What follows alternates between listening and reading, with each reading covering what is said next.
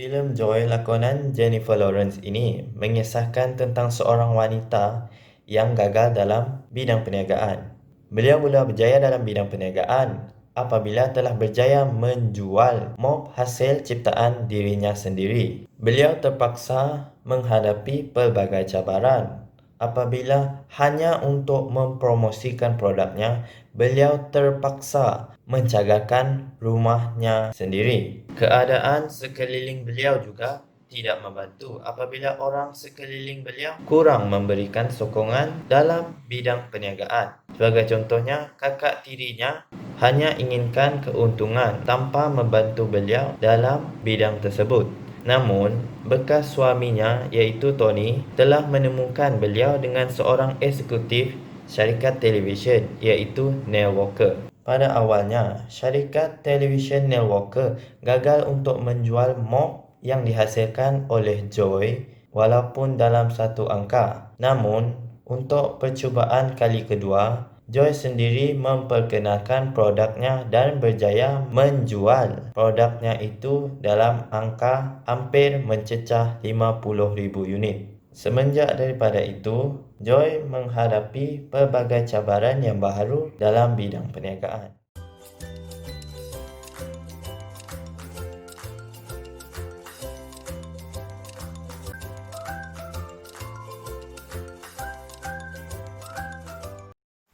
Seterusnya, hubungan movie Joy 2015 dengan mikroekonomi. Saya dapat kaitkan dengan tajuk permintaan dan penawaran. Pengguna akan membuat keputusan berapa banyak barang dan perkhidmatan yang mereka akan beli berdasarkan harga dan juga faktor yang mempengaruhinya. Antaranya ialah cita rasa. Apabila barang tersebut memenuhi cita rasa pengguna, maka pengguna akan meningkatkan permintaan terhadap barangan tersebut. Seperti barang ciptaan Joy iaitu mop moden yang dihasilkan telah memenuhi cita rasa pengguna pada masa kini, maka permintaan terhadap mop moden tersebut meningkat. Seterusnya, maklumat. Maklumat yang padat akan menyebabkan pengguna meningkatkan permintaan terhadap barangan tersebut. Maka, Joy telah membuat pengiklanan di televisyen mengenai cara penggunaan yang betul terhadap mop ciptaan beliau. Pengguna juga akan memilih barang yang mempunyai harga yang rendah. Maka, Joy telah menawarkan harga yang rendah terhadap mop ciptaannya, menyebabkan mop yang dihasilkan mempunyai permintaan yang tinggi berbanding dengan syarikat-syarikat yang lain. Joy juga menolak untuk meningkatkan harga terhadap barang yang dihasilkan apabila dicadangkan oleh kakaknya untuk menaikkan harga terhadap mop beliau, kerana dalam hukum permintaan, apabila harga meningkat, permintaan akan menurun. Maka Joy membuat keputusan untuk tidak meningkatkan harga terhadap mop ciptaannya. Daripada aspek firma dan pengeluaran pula, syarikat Joy merupakan sebuah perniagaan secara perkongsian di antara Joy dan Trudy. Syarikat yang dijalankan di antara dua pihak itu telah membuat perjanjian di atas kuasa perniagaan yang telah dipersetujui bagi menguruskan firma. Joy juga telah membuat perjanjian di atas hak paten yang dibuat bagi memastikan perlindungan terhadap barangan rekaannya daripada ditiru oleh syarikat lain. Hak paten adalah merupakan sebuah undang-undang untuk melindungi sesuatu barangan daripada sama dengan syarikat yang lain. Selain itu, royalti juga perlu dibayar oleh syarikat Joy sekiranya mereka tidak ingin menghadapi sebarang risiko tuntutan terhadap perniagaan mereka.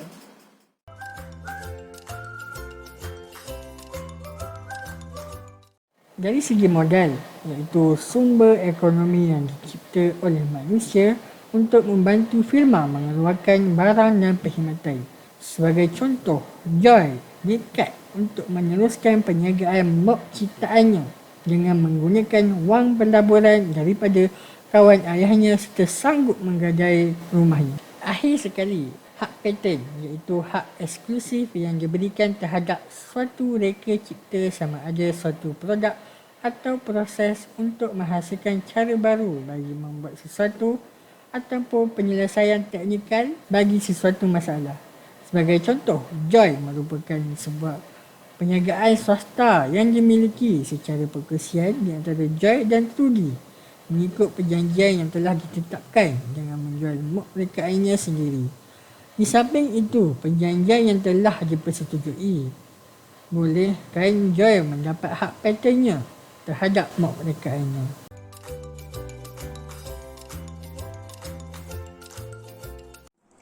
Pada pendapat kami, filem 2 jam yang berjudul Joy ini adalah sangat menarik untuk disaksikan, terutamanya untuk orang yang ingin menceburi bidang perniagaan. Namun, permulaan bagi filem ini agak kurang menarik kerana ia lambat dalam penceritaannya, terutamanya dari minit pertama hingga minit ke-15, di mana filem ini menceritakan tentang kisah pencarian watak utama Joy dengan suaminya, Tony, serta pencarian ibu bapa Joy. Permulaan bagi filem ini menyebabkan kami ingin menukar filem lain. Namun, kami memilihkan untuk meneruskan sahaja.